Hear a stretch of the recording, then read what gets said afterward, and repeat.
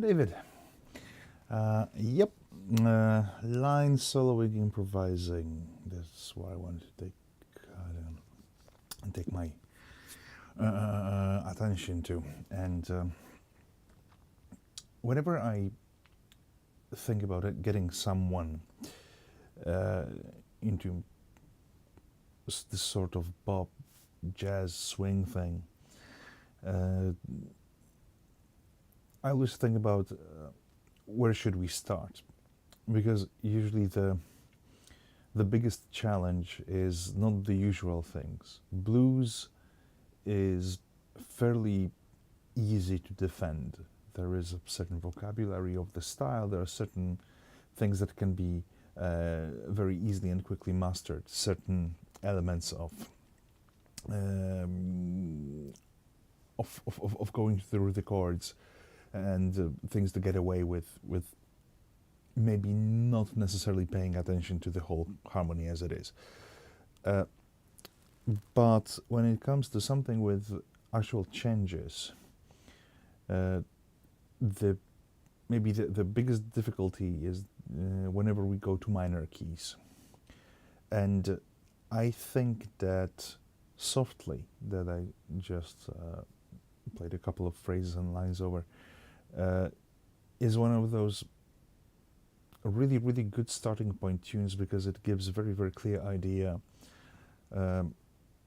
where the chords go and what is the framework, where the notes get flat, which steps of the scale serve what.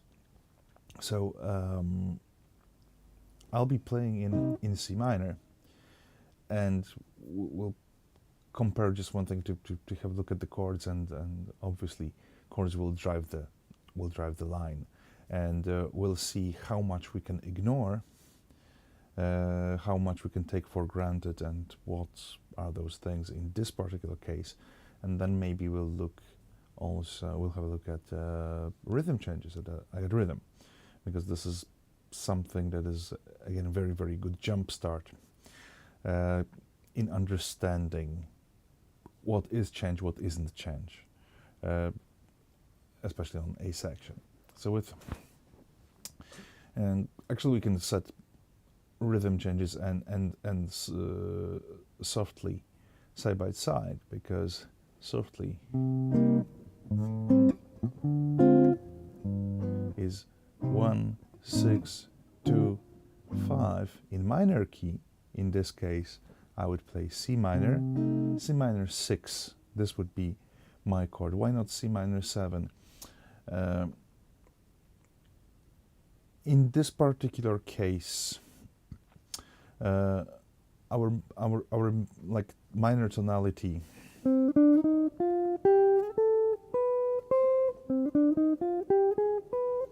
would be melodic or harmonic, not necessarily natural minor.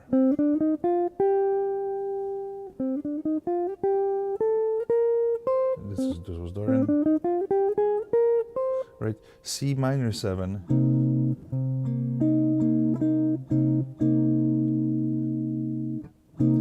Of course, it's not like it's forbidden, but it's nice to have this little tension from the very start. So I just play very, very simple shell voicing: C, A, and E flat. So third fret on A string, second on G string, and fourth fret on B string. So this is my C minor 6.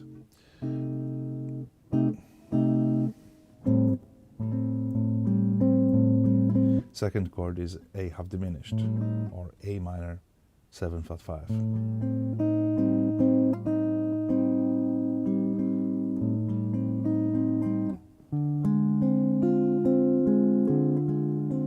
Then D half diminished, and then G 7 flat 9.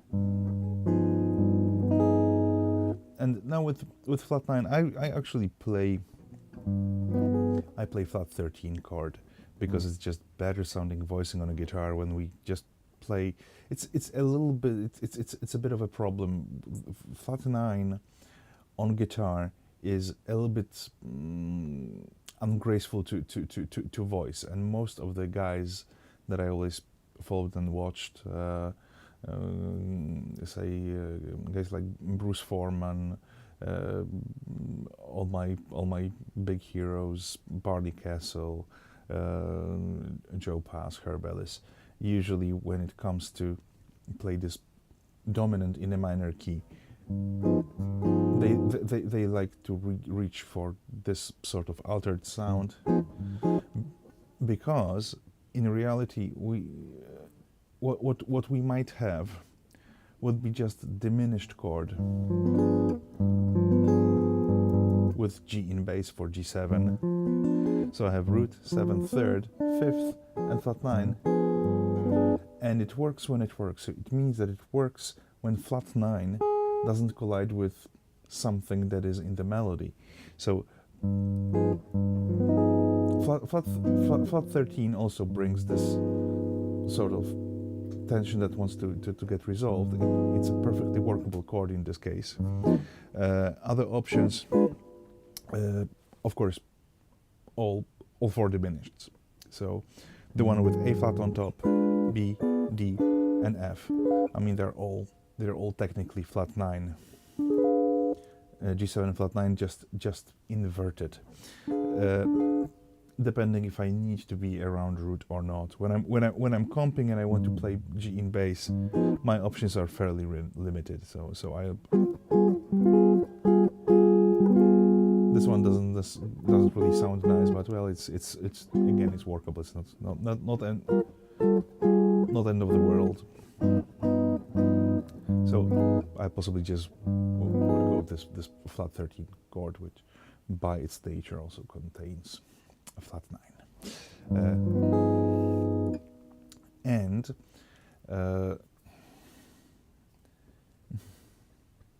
Oh, thank you, Eric. It's a pleasure.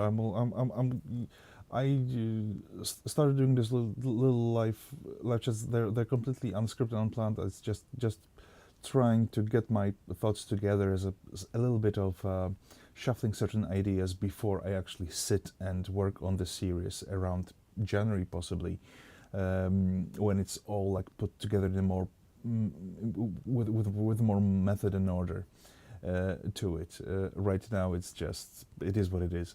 So it's a little bit rumbling for an hour on certain concepts, and as I go, there are plenty of tiny little side tangents that I might remember. Oh, there's another thing that might explain certain things, or something that I completely forgot that I could do there, or I do, but simply don't frame it as a specific technique.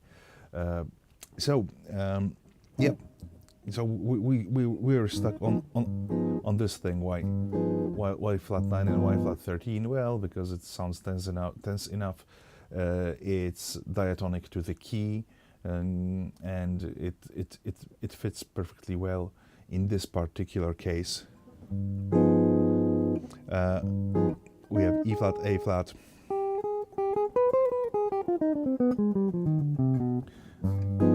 Flat 9 comes from in the most basic context from harmonic minor. So if I think that this tune uses C harmonic minor tonality, which is C, D, E, F, G. Right, this is this little gap. Basically, minors were developed. We're talking, like 500 years ago, when we started with natural minor. With the sorry, this was a Cantorian. This one. Right, so C, D, E flat, F, G, A flat, B flat, C. That would be C natural minor, C Aeolian. But it has certain qualities that when we look from harmonic standpoint are slightly undesirable. We cannot have a dominant chord because fifth step of natural minor doesn't allow us to make a major triad or dominant dominant chord, because we don't have note B that we would need for G dominant. We cannot make G, B, D, F, because there is no B. There is only B flat. Therefore, construction of harmonic minor became in broad use. Of course, it's oversimplification. I might not get my facts right, but that's kind of what it boils down to. So if we just want to meet the requirement, okay, I want to have minor 1 chord, minor tonic, but I want to have dominant. I need this note B to be here. So B flat goes out the window and is replaced by B, and we end up with something like this.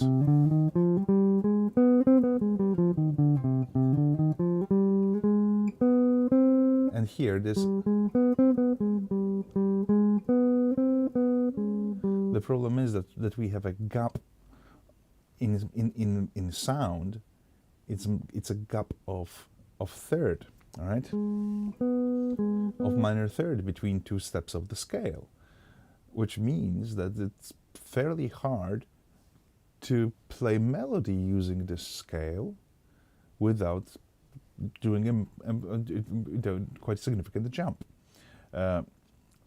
It meets the criteria of having a dominant, but it doesn't really work as a melodic tool. So this one was called harmonic because it accommodated to harmony. And then if we wanted to have something smoother in terms of melody, we decided to drop A flat so that there is no small gap, big gap in the scale.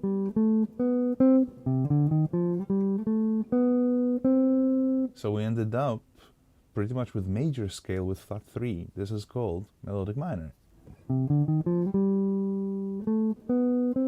So it starts sad and serious, but ends up just like major.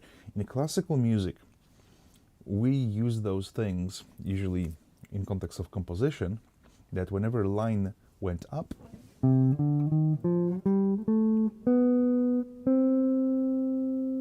using melodic minor, it came back down, shifting tonality back to natural minor. And that's how we practiced this stuff in school.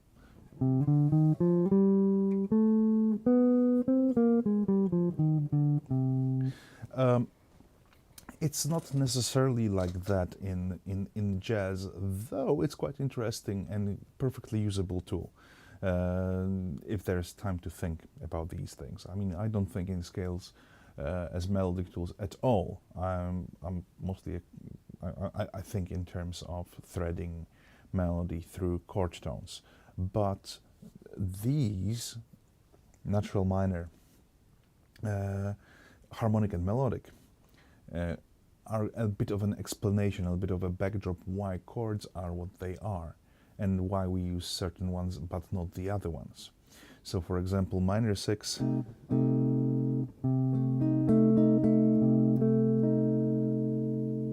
minor 6 chord as a one chord tells us right away that this is not natural minor tonality, because otherwise it would have A flat, right, as a 6. Very nice chord, by the way. But this 6 is very close to 5th, so possibly we'll just default on C minor 7. But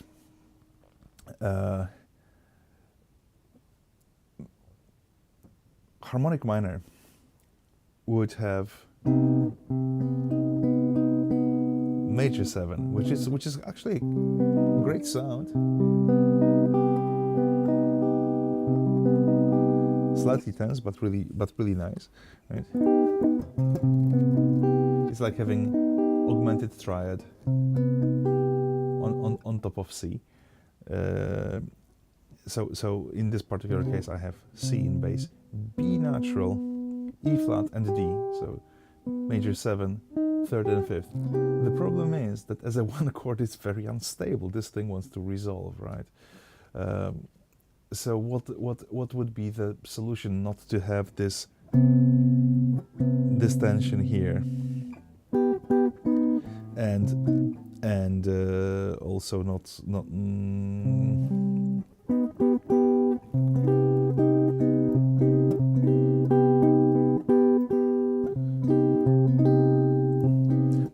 but still to conform to the tonality? Well, we can use 6 chord, right? Which comes with its own set of tension. I mean, this thing has a tritone in it, just like dominant chord, right? So it's also pretty intriguing thing. In gypsy jazz, everywhere, in swing music, everywhere, right? So this is also a little signal. Hey, this is a set. This is a crayon box that we're using. We're using melodic harmonic minor. We're not using natural minor, because these notes, they are not from the same palette of notes. Which doesn't mean that we cannot use those tonalities while improvising. It's just about like more of a framework that those chords come from, right? Therefore, we have D half diminished, right, as a C D half diminished as a 2 chord, and not D minor 7, right? Because in harmonic minor we don't have A, we have A flat, but also we have one in natural, right? So when we look at those chords, C minor, A half diminished, right? This suggests, okay, this must be melodic minor, because, well, in harmonic we don't have A, but our 2 chord has A flat, right? The D half diminished is D, in this case, D, A flat, C, F. And our last chord also has A flat, it's flat 9. So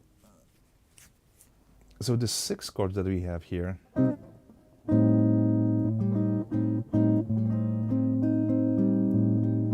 it seems like it actually follows, like it follows melodic minor, but then it shifts to harmonic minor. Not that it's that important, but it's like it's in fluid state, and it only shows that using scales for improvising is a complete rubbish in chordal context, because I mean, we need to, okay, yeah, let's shift from melodic to harmonic, but it's going to be the second mode at this point, or fifth mode, but it's only for 2 beats, because that's how quickly notes can sound. Like, you have 2 beats, you have 4/8 notes to play, and you're thinking, oh, what scale is there? It's not really a solution. I mean, like, unless we're playing around tonal centers and we just ignore the chords, then this approach might work. Not that I can think of any example, but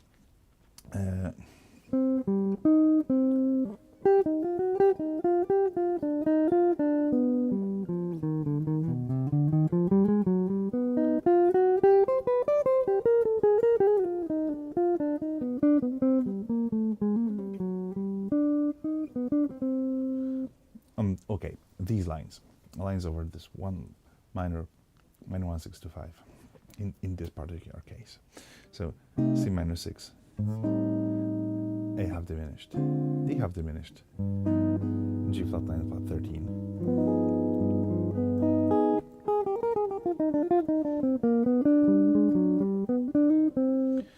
All those runs are a result of underlying chords, right? I'm not thinking, hey, this is some sort of scale. If anything, it's a tiny melodic cluster that joins 2 chord tones with the stuff that I'll be mentioning possibly today around 3,000 times. Chromatic approaches, diatonic runs, enclosures, and chromatic bridging. So let's imagine we have our that we have just C minor 6 chord. So the notes that I would have: C, E, G, A.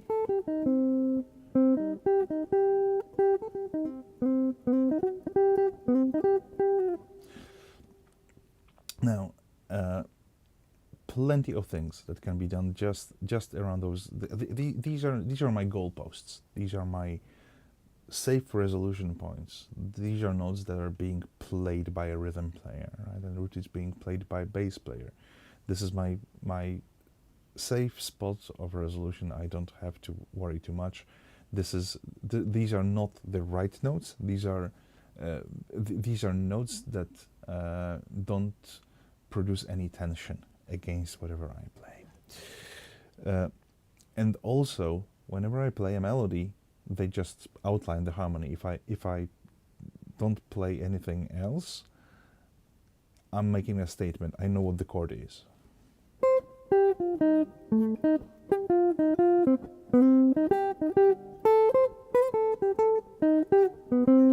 Of course, this is quite boring.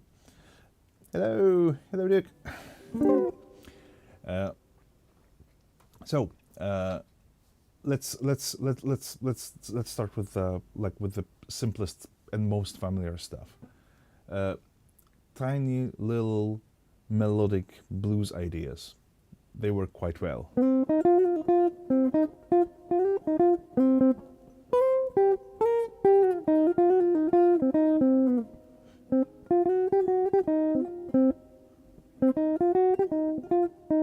Now, what to do with seventh? Is it okay to use minor 7 in this context, like in minor pentatonic? Of course, it's okay, right? I mean, it won't. It might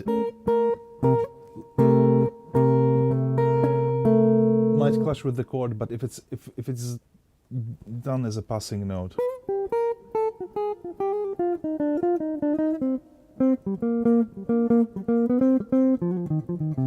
It will work, absolutely.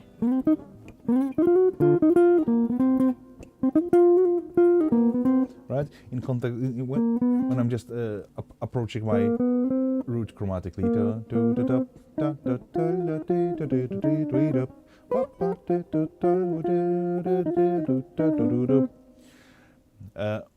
But really nice thing that I really like hearing in and playing is using major 7 of the chord, note B, because this is the character. This is something that is essential for melodic and harmonic minor. This is what gives us this little bounce, this little reminder that our dominant chord will have major third as well.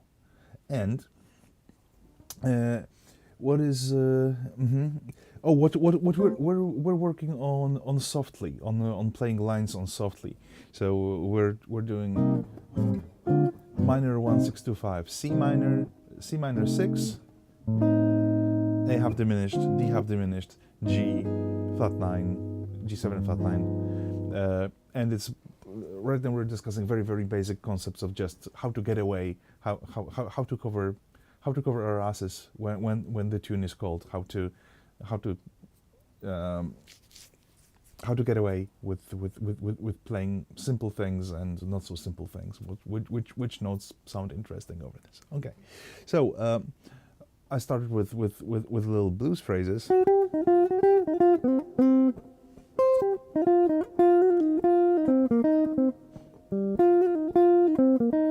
Now, this little blues phrase, though it doesn't suggest chord changes, it works perfectly over this progression, because this thing is a little bit like 1 6 2 5. I like thinking of it as a no progression. It's not going anywhere. It's just a little forward movement that oscillates around one chord, around the key. It doesn't really propel us in any direction. It's just it's there because otherwise we would have just 1 chord, 5 chord, 1 chord, 5 chord, and we would have 1 chord and 5 chord because otherwise we wouldn't have this 5 chord. We'd have 1 chord all the time.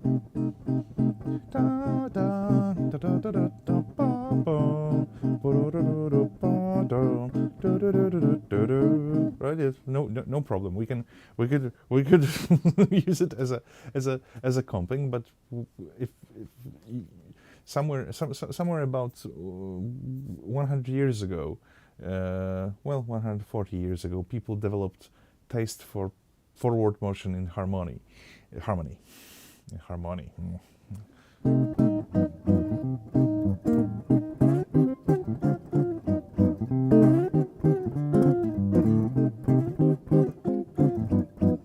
Right?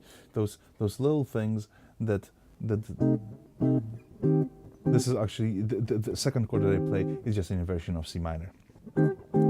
C minor 6. Then D half diminished and G flat 13.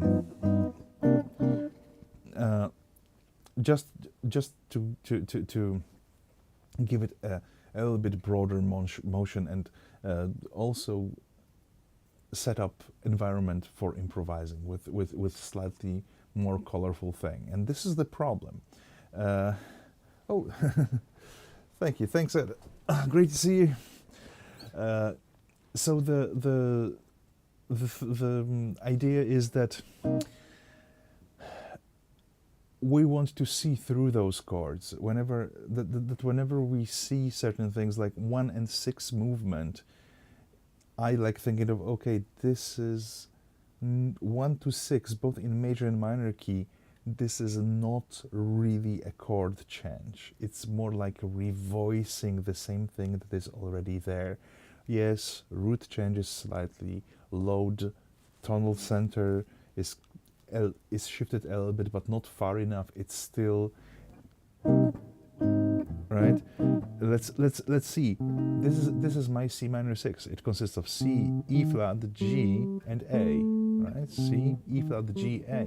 This is my A half diminished. It consists of A, C, E flat, G, right? So basically these are exactly the same notes. A that I had on top voice now goes to the bottom, but nothing has changed. So if this is exactly the same, it's the same cake just upside down, right? with the crispy part at the top, which means that for me as a soloist, this is not a change. I'm still working exactly the same tensions, right? So okay, there are 4 chords, but there are 2 chords, but I'm thinking of them as just one thing. So if I play,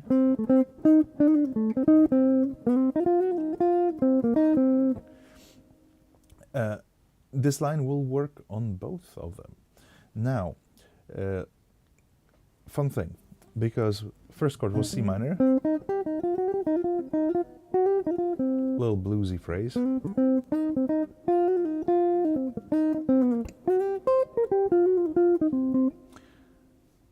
Second one is A half diminished, and half diminished has a blues thing built in. It comes from factory with this little blues, like a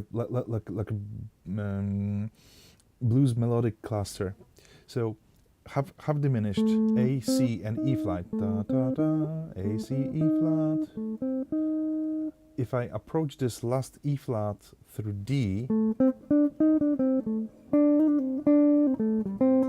right? This is a very bluesy set of notes.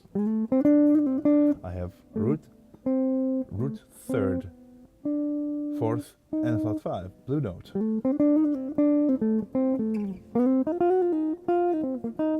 So if I want to emphasize chords or pretend that I care about this chord change, I can go C minor, little bluesy phrase, and then A. They both work on both chords that are interchangeable. So this on this C minor 6,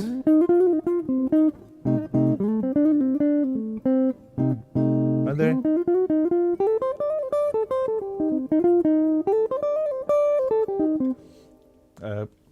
This thing I never thought of it this way. Right now that I'm trying to explain it, we can make something that sounds way more interesting than what we just did. We played exactly the same thing, but from C and from A. This one is from C, and this one is from A, right? And we can go from top note, E flat, D, C, A, and then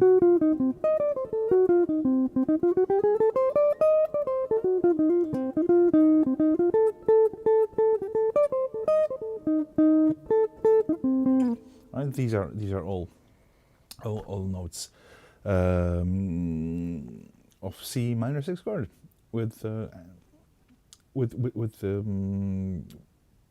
just with the addition of flat 5 for taste, but because it's more like a passing note or chromatic approach to the previous or next note, there's we don't have to think of it as anything from the outside. It just is what it is. It's a melodic thing.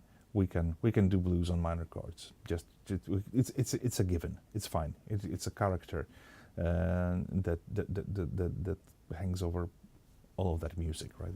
It can be found everywhere in Western swing. It can be found in bop and gypsy jazz. Like it's all across old style of jazz. Okay, we had a look at those first 2 chords, from a very simple perspective of 2 clusters, and again, it seems like, well, these are like just not. It doesn't seem like much, but may I stress it out for the first time today? It's just 34 minutes into the stream. Note choices.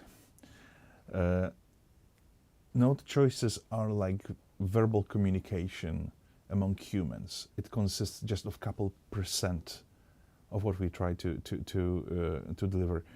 Rhythm and phrasing, I believe, is more important than note choices. Note choices are harder to master. Therefore, as players, we obsess more over note choices than rhythms and phrasing. Therefore, we put a lot of effort into playing what sounds right or intriguing, but at first we don't tend to formulate our thoughts into something that's attractive to the listener. It's more like, hey, I'm doing something complicated, I feel really good about myself, but it doesn't necessarily say anything. Possibly doing something with these phrases that doesn't necessarily bring any new notes to it, but makes the rhythm and formulation of ideas slightly present. Hey Ted, yes, I do private lessons. I'm based in Belfast, Northern Ireland, but could easily do online through a platform of choice, whatever is popular nowadays. Okay, so I was trying to say about phrasing and rhythms. So even with those very simple lines.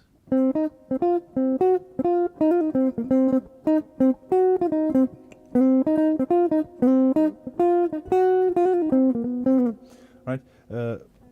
What I did here from B flat to C is like a chromatic approach. It's not that I'm thinking of it as a C minor 7. It's just getting smoothly to my starting note.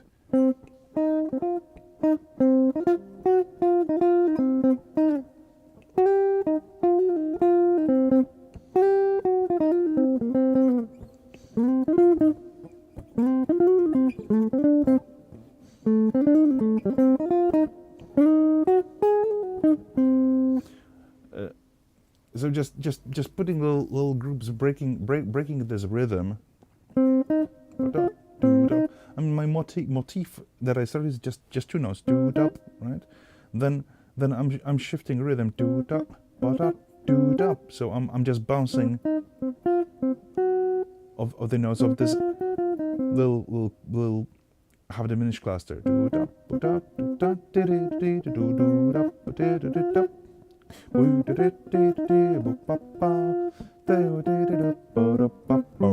Right? Those little things that make actually syncopated music syncopated. This applies to everything. So it applies to blues and everything. It's not like a bop thing or a swing thing. That's just one of the vehicles that gives meaning to our note choices.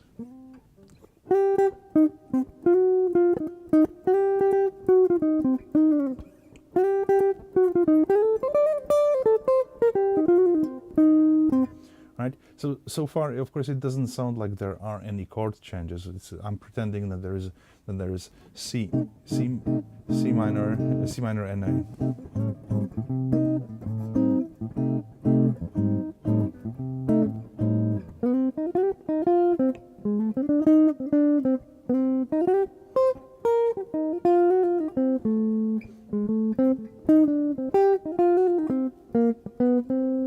Some sort of phrase like this.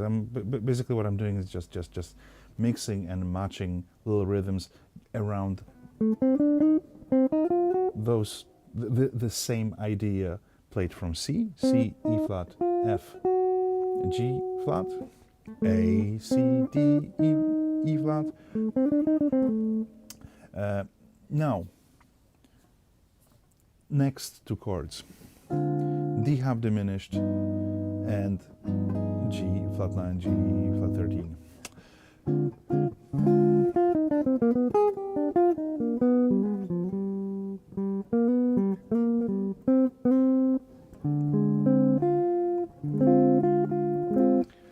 Instead of thinking of them as like, okay, this D half diminished will tell me that there are some notes or there's maybe a scale that will fit over it. And again, I have 2 beats because these chords go literally C, A, D, G. So there are 2 beats to make up my mind and to anticipate. So suddenly when the chord happens, it's already too late to have an idea. Oh, what could I do there? What scale? It's simply not like that. We are working with tension and resolutions. So D half diminished. I'm thinking of D half diminished as a chord that it precedes. Actually, sometimes it's even called to back cycle a dominant, because this is like a extra tension before 5 chord. I could just do C, A half diminished, and G.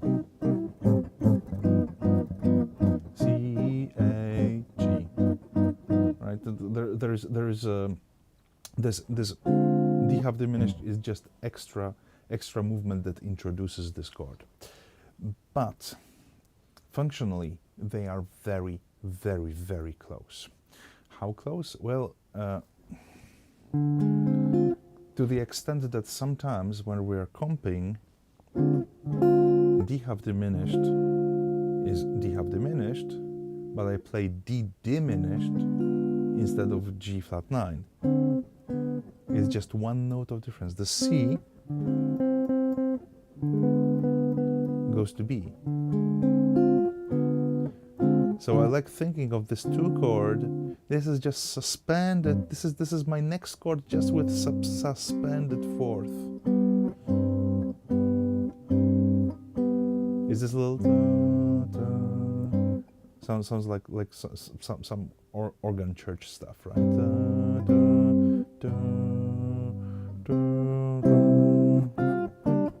Right. So this sort of 4-3 movement.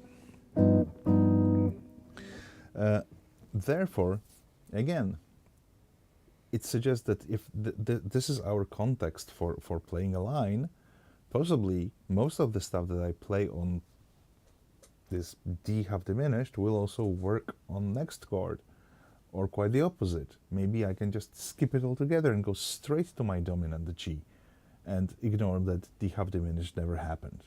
And it's like, we won't call each other and pretend that there was absolutely nothing ever. Of course, it's nice to have it in harmony, but it doesn't really do that much. It doesn't shift the weight of the drum. It's just like.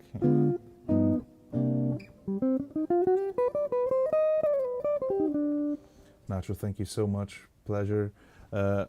Speaking of sounds, I have one thing that it drives me a little bit crazy, because I have my lapel mic in here. It's very close to my mouth, but it's also very close to the guitar, and I hear strings ringing and bleeding back to the mic, and I have them in my headphones, and it's just slightly more pronounced possibly than on the speakers. But well, I have to live with that, because otherwise I'd need to have some sort of way of shutting off the mic whenever I play. On my properly recorded videos, I usually just I use compressor that is side chain, so whenever guitar plays, my talking mic is suppressed, so that there is no ring from a guitar. But they will have to will have to live with it. I'll have to live with that. Okay, so let's have a look at those 2 chords, D half diminished and G7. D half diminished, D, F, A flat, C.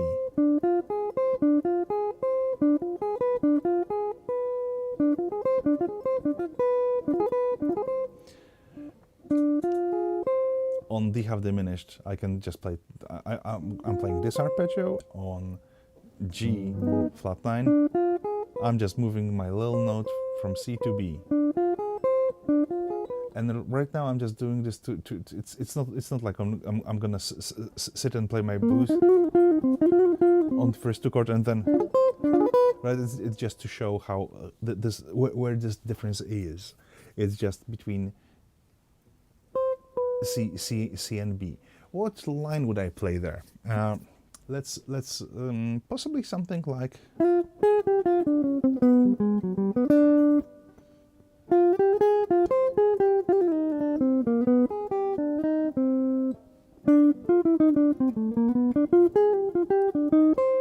Um,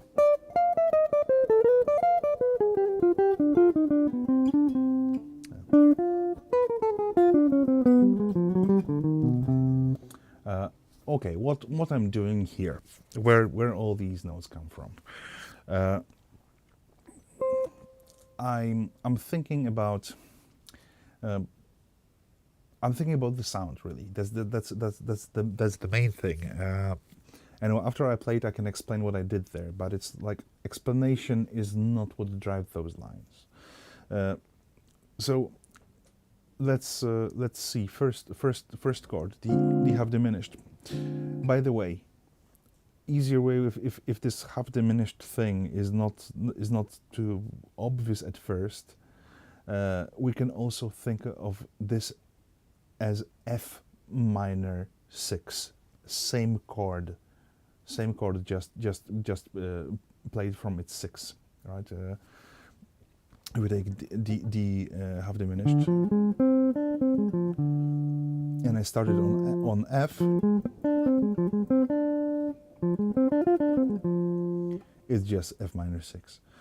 Therefore, I can play my little F minor idea over this thing. I can do this, right?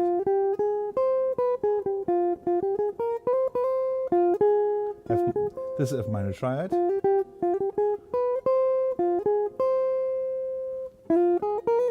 I can play my little F blues idea as well. And then I can resolve it or carry on to my G7, so to land on the one of the notes of G7.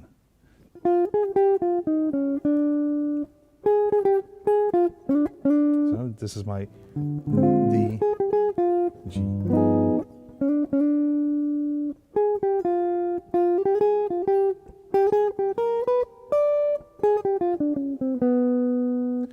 Or I can preset my path where I want to thread my melody and say, okay, I'm starting on this A flat here on the fifth of my D half diminished, or third of my F minor 6, depending how it functions in my head. How do I call it? How I think of it?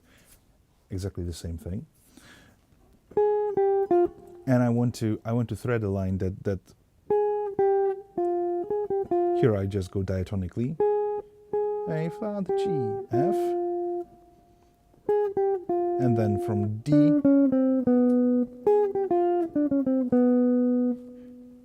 D to B, and this B is a third of my G flat 13 chord. So.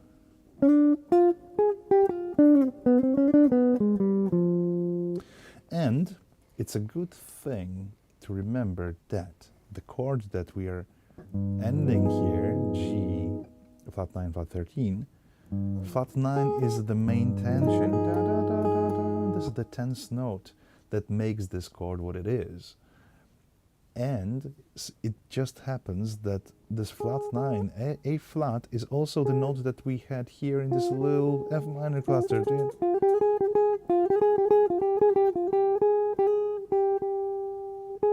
So here it is. It's a flat. This is our flat 9, right? It's flat 5 of D and flat 9 of G. Very, very, very good note. So right now, instead of thinking of the whole structure and all the complicated scales and runs, I think, hey, what these particular notes, are they common or are they different between chords? We already established that first chord in this pair of D half diminished and G flat 9, one has C, the other one has B. This is the only difference that we care about, right?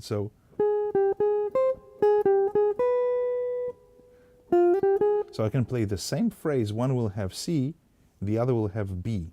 This one is for this chord,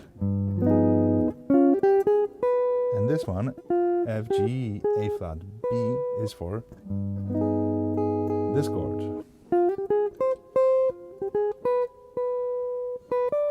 And it nicely resolves.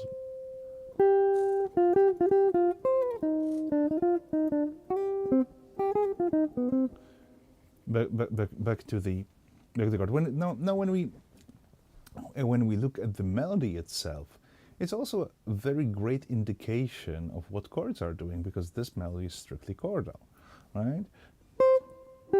So this is, if I just play the chord, say this is my A minor 6. These notes are here. This is my half diminished.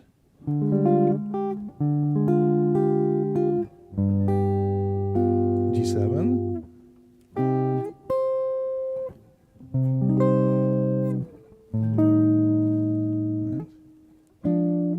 F.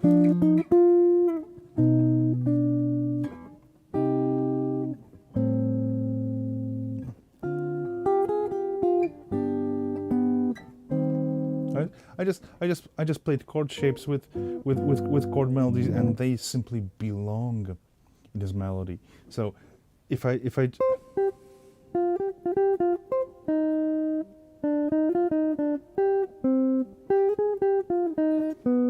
this is B, right? This is B that belongs to melodic harmonic minor, our G7 flat 9 chord.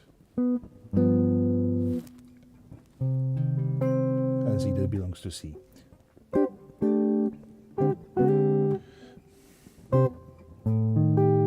So first note is C.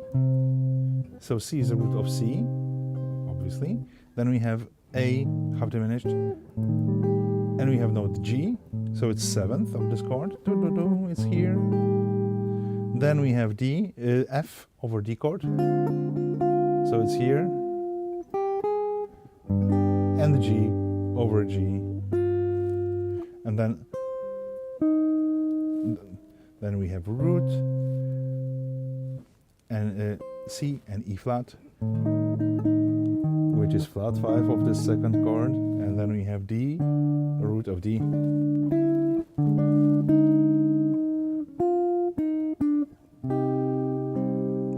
So even just having this melody, keeping it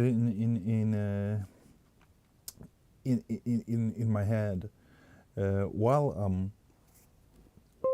playing the line over it, it really helps. I like to do something that I think of as like a realignment thing, like first thing in the morning. Sometimes my brain needs a little push to hear things again, to realign with harmonies, and there are a couple of tunes that I really like using as a jump start. It used to be There'll Never Be Another You, it used to be Cherokee, because they kind of had all the movements that are quite essential to break into.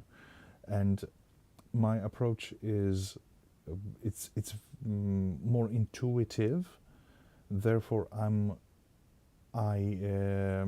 aiming for certain sounds and for certain rhythms and certain resolutions, but to accomplish that I need to be slightly ahead of the airplane, which means I need to plan a little bit ahead. I need to be 2 steps before and know where I'm going, because when the stuff happens, when the changes happen and I'm listening, oh that's the thing, this might be usually slightly too late.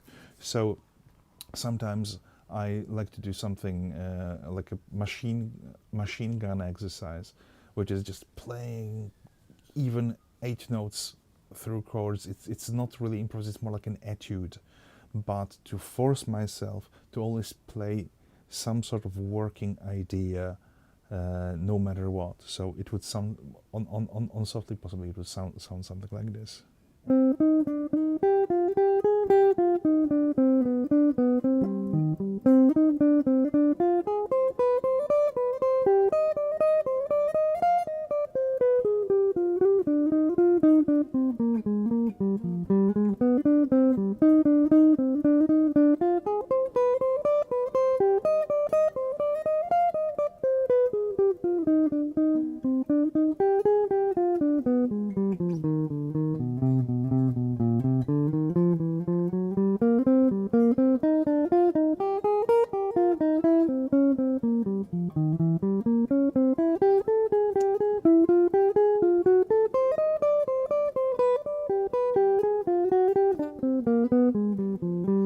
this is this one example. I just need to keep going, and because I need to keep going, I'm not taking breaks. I need to be in overdrive to formulate those ideas. It sometimes sounds really, really bland. It's not way to go. Like in general, if I were to play like actual intros, say before the band enters and say I'm having my little run on this tune, I'd possibly play something that would contain more rhythms and more phrasing and like more ideas. It would be a little bit in the spirit of the previous thing, but possibly something like.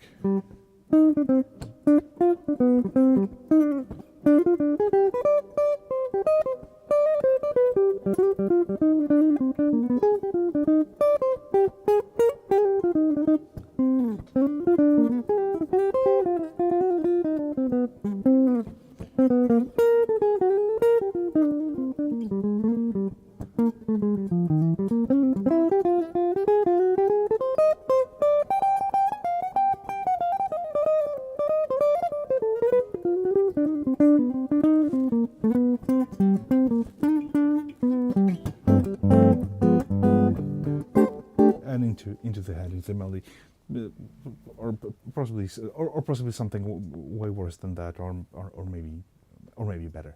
I don't know, but like the general concept being that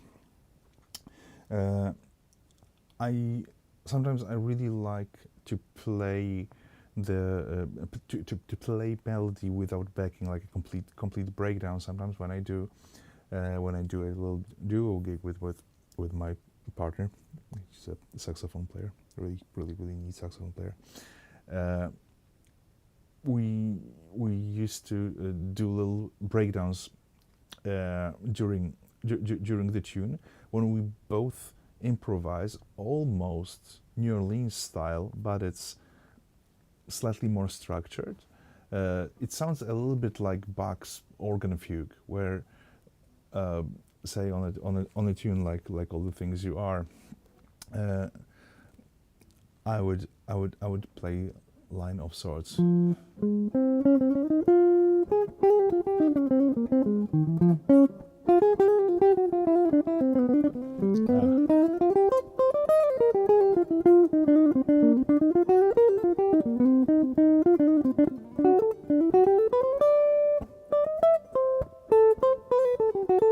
And basically, when I play denser rhythms, she would play longer notes. When I play longer notes, she has more room to play things. It's a very interactive process of listening what the other player is doing. And I wouldn't say that there's anything. It's very unoriginal idea. But there's a great example to listen. One of my absolutely hands down favorite guitar records that ever exist, Hank Garland's Jazz Winds from New Direction with Gary Barton. I think the album opens with All the Things You Are, and there's this sort of polyphonic breakdown between guitar and vibes, of course, in very, very precise, very beautiful melodic playing, and they kind of do that. It sounds like it's arranged, sounds like it's written, but it's not. It was all improvised. So quite incredible. I really like this sound. It's something that just makes a lot of sense to me. It sounds really structured. Okay, and so this was roughly idea for those minor things. Let's have a look quickly at rhythm changes. Rhythm changes in canonically played in B flat, and it's a slightly similar thing to the previous stuff. First, we need to decode if chord changes are actually changes or just chords, because they're yep, Jerome Kern, All the Things You Are, yep.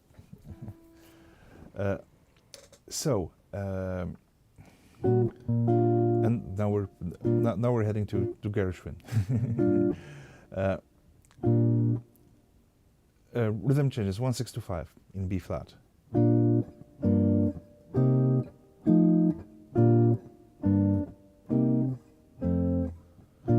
And 1 6 to 5, diatonic 1 6 to 5, like this one, this is a true non-progression. I mean, this thing is a tiny dog that runs behind its own tail. It's not going anywhere. Let's have a look. B flat, B flat major, and G minor 7. Basically, both of these guys are B6 chord. G minor 7 is a camouflaged B6 chord, right? So again, they don't impose any actual change. Big asterisk here. We'll touch on that later. 2-5 we already discussed. 2 and a 5. 2-5. Plenty of players either play just 2 or just jump straight to 5. Some play both, but it's basically like having a like having some.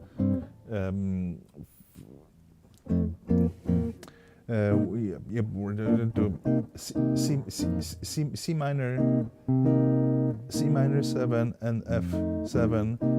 They share a lot, right? So the difference being that one has B flat, and the other one has A. Ta ta. That's the difference between 2 and 5.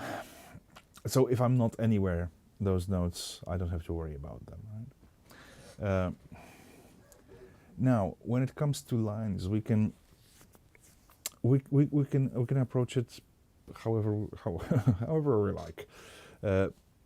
Again, we can pretend that there are no changes at all. We can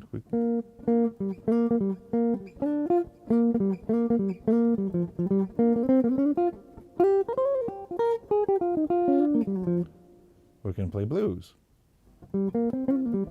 I play G minor blues thing.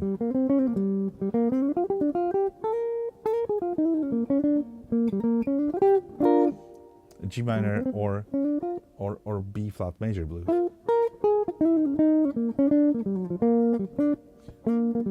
But this is like a first step. If anything, if I didn't know anything else, I'd possibly be quite happy just with B flat major, pentatonic, and blue notes, and a couple of things. But even from this very simplistic point, if someone doesn't want to think about any chord changes or anything, just what would I play there, because I've been booked for this gig, for this one jazz gig, and the singer insists to do I got rhythm, and I have no idea how to play those things, and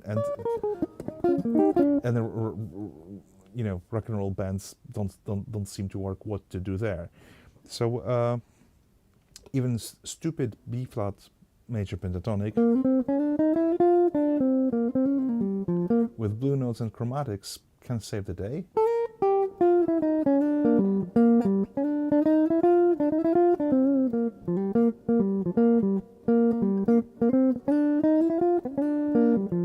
Right, but again, this is something that sounds fairly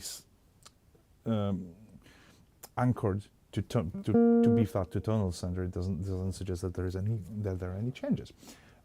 What I would play there.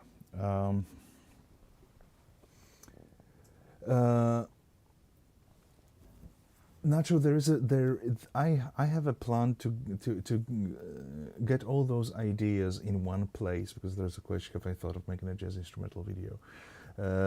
I'm thinking about making a little series on lines, specifically on lines, on improvising jazz lines, which is applicable to Western swing, gypsy jazz, bop, pretty much everything chordal.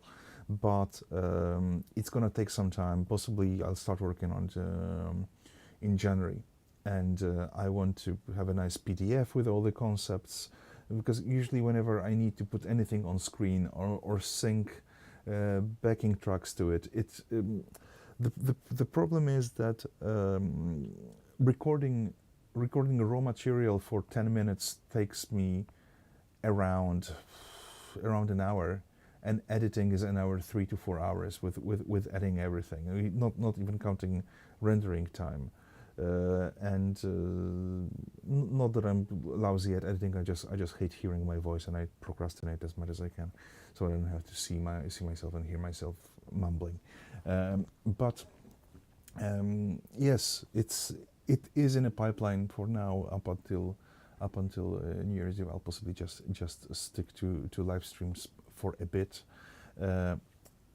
But rhythm changes possibly will be one of the very core things from the series. And there'll be, of course, quite a lot of about jazz blues, but I don't want to make it a main point, because blues ingredient will be always sneaking back to whatever we do. But rhythm changes is one of those things that is like it's fundamental. I wouldn't say rudimentary, because because it might suggest that it's like completely essential, but at the same time like very easy, because it doesn't have to be. It doesn't have to be simplistic. It can be, but it doesn't have to. And there are a couple of standards that are pleasure to play, that have great progression, and that can sound really great when and there is always something nice to discover there. Not that I know, not that I know that there is anything there to discover, but I keep trying. So rhythm changes in its standard form when it's 1, 6, 2, 5. Sometimes instead of second one there's a 3, 6, 2, 5, but 3 is the same chord, because I think of it as some sort of equivalence, harmonic equivalence. So basically in major key we have 7 chords, right? From every step of a specific scale we can build a chord, and 1, 3, and 6 are the same thing, right? 1, 3, and 6 are equivalent. So when we're in C major, E minor, and A minor, they're all one chord. They're all C major chord, but they pretend not to be.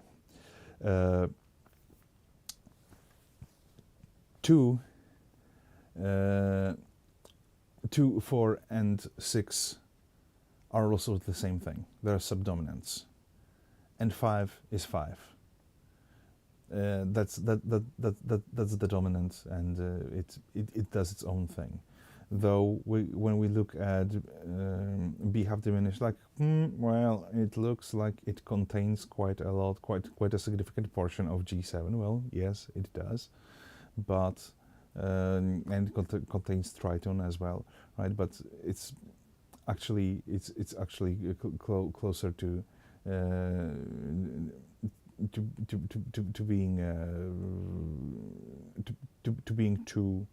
being D minor 6, right? The D minor 6 chord, which is subdominant. But as we discussed, there's just this one.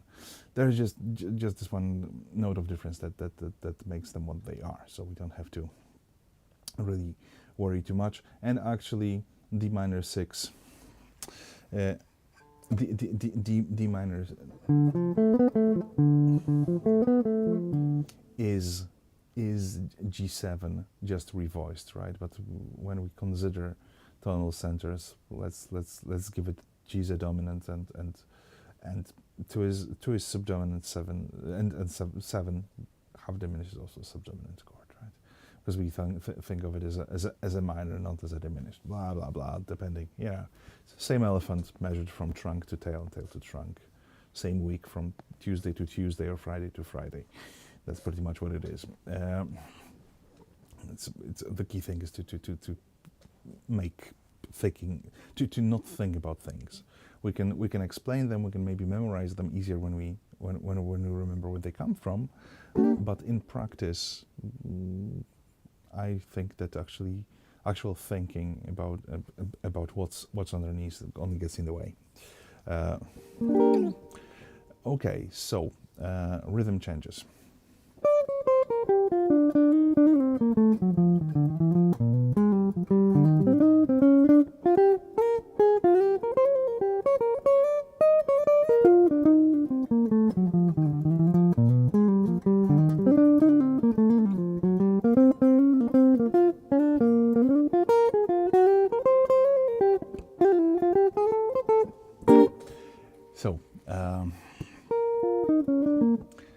What happens? What happens here?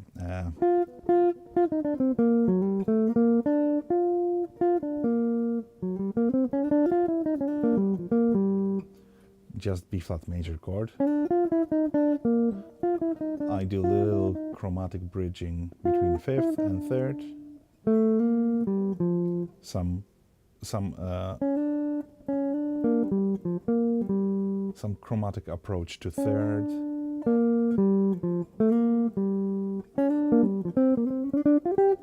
Right, but in general, it's one chord over 1 and 6. I think 1. In this particular case, I'll return to a big thing about that might be different here. And now I have 2 5, C minor and F. So I did explicit thing. I just play arpeggio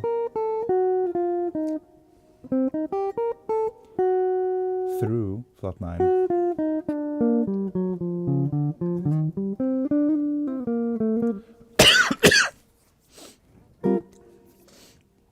So basically 1 and 6 in this instance, I think they're one thing. 2 5, well, I can just go straight to the to 5 chord. So 1 5 1 5. So instead of saying 1 6 2 5 while playing that, I can think, okay, this is 1 chord, this is B flat 6 and F7 flat 9, F7 of some dominant kind. So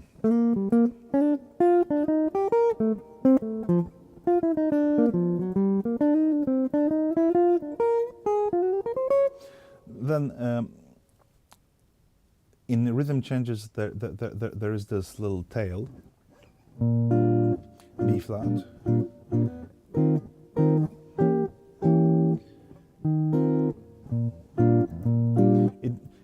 it follows with the bass line, B flat over D, E flat, E diminished, B flat, G minor, C minor, F.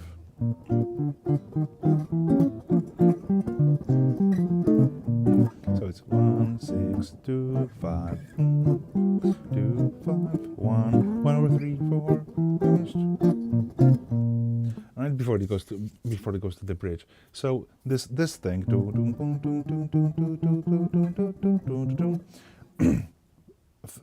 it's again, it's one of those very open places.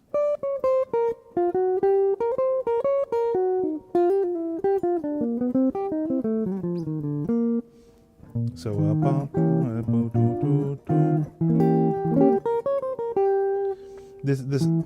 this E diminished, I can think of it as just, okay, this is my C7. This is just C7. It pretends to be something else, but this is C7 flat 9.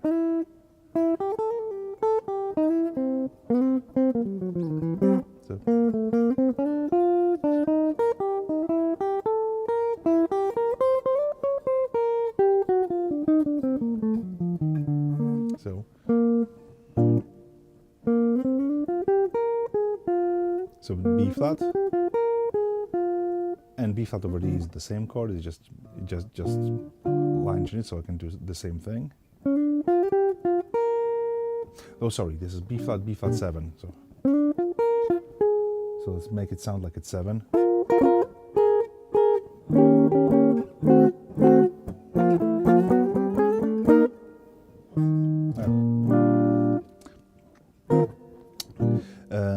Now, sometimes, often, depending on what the band agrees on, sometimes second chord in rhythm changes is not G minor, but G7, or G7 flat 9, or B diminished.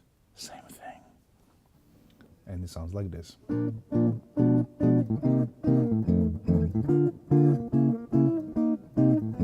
So B flat, B diminished, C minor, F. right? Twice. I played with D minor here, but it's basically like B flat over D. It's the same chord. I don't need to worry about that. And here is where the fun starts, because right now I need to shift importance of this. The second chord shifts into something different. So it's like having I have my B flat major, and now I have my G7.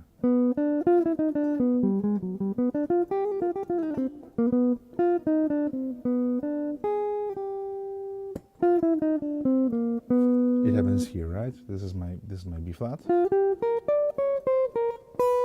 and I target this specific note to emphasize, hey, there is a change, that there is this diminished, or G7, it happened there. I want it to be there, to be heard, right, in this specific situation.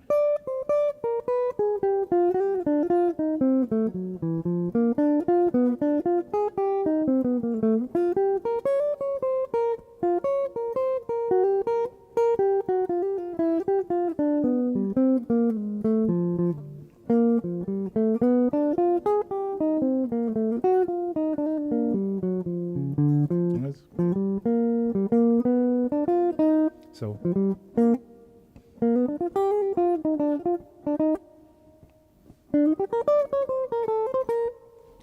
I try to make it clear that, hey, I respect this chord change, right? That now it's not the same thing. It's like having G minor, because first chord B flat 6, it is G minor, right? So I can play my G minor, try it, or G minor 7.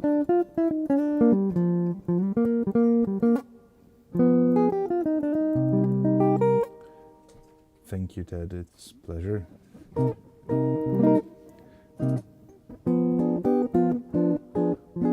And then we have this thing, right? This what to do with those things. I'll also touch on those diminished chords, why they are, and why they're like a magical shoehorn of music, of dominant chords. Because if you know 3 diminished chords, you know all the dominants that are there. It comes from a simple specific feature that they have 2 tritones. Every tritone can resolve to the inside or to the outside, blah blah blah. Therefore, every diminished can resolve 4 ways onto 4 different keys. So we have 12 keys in total. So if every single one resolves to 4, using 3 diminished chords, we can resolve to all 12 keys, roughly. That's where it comes from. But again, flat 9, G7 flat 9,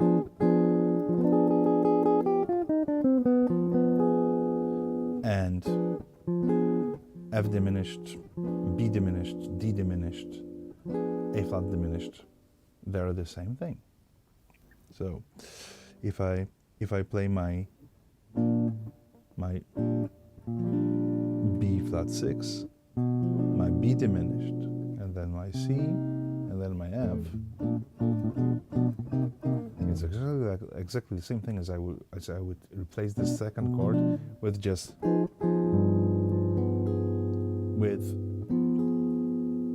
flat 9.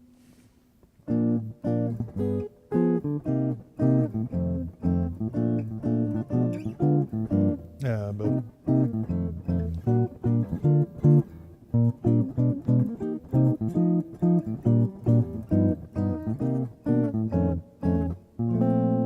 right, so this actually affects what matters in the melody. So this is my B flat major. This is my second chord, my G7, or B diminished, or D diminished, or A flat diminished.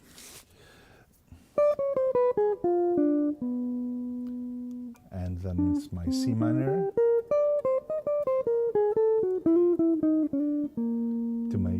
to my F7 and back to B flat. All right, this is just a rough idea.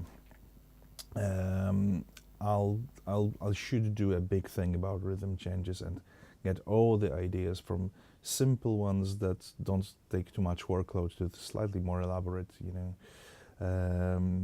with a lot of blues, little simple, nice melodic ideas. But it's if there is anything that I would emphasize the most, which I did not enough today, it's rhythm and phrasing more than anything.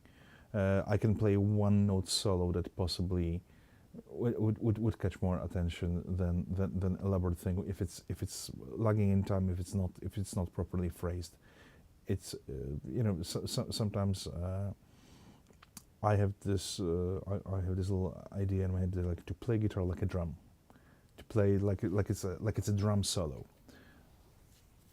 Drum set doesn't have too many choices of pitches, right? But they have dynamics, rhythms, and phrases that they can play. So.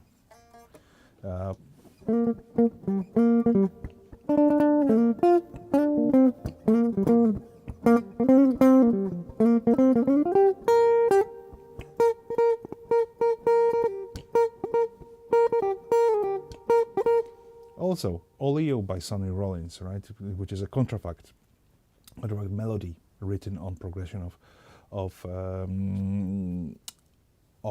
rhythm changes.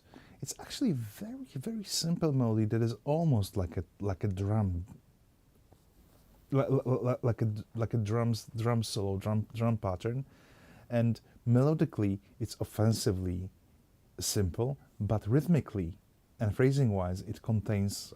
That's where it's at. Oleo goes something like this.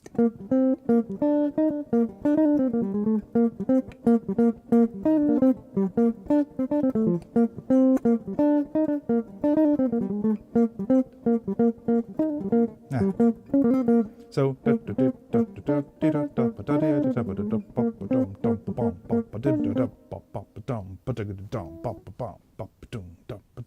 Right?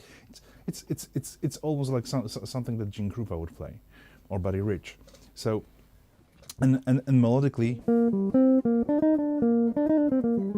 it's like it's just like one chord, 5 chord, but it's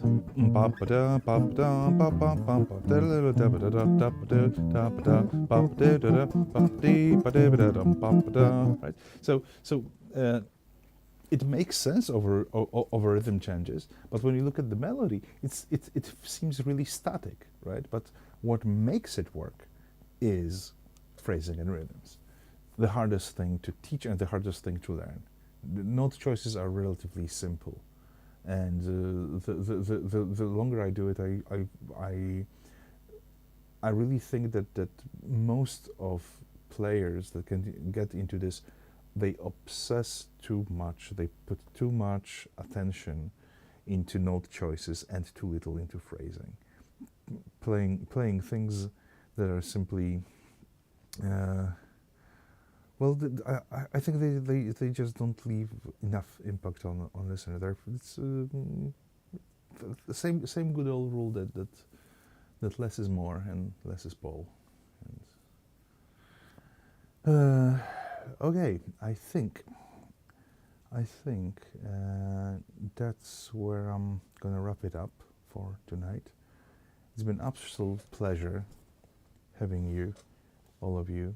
It means world to me, and it only encourages me to get my stuff together and do it more often, and maybe come up with some more specific ideas, especially when it comes to making video series again, which my life's been quite turbulent in the past 2 years, so I pretty much I never even exercised the idea of doing it again, ever. But, well, things start looking slightly brighter again, and after all the craziness of Christmas and New Year's Eve, which is just 9 days. Luckily, 19 days, and I think I'll have all the time in the world. Way too much, enough to be frustrated and anxious that I have not enough work. But well, that's being a full-time musician for you. Okay, again, it's been an absolute pleasure. Thanks so much to everyone who tuned in, and if everything lines up just perfectly fine, I think I'll manage to do one tomorrow as well. Okay, for now, I think that's all. I said all the words that I knew. Thank you so much, and good night. Hopefully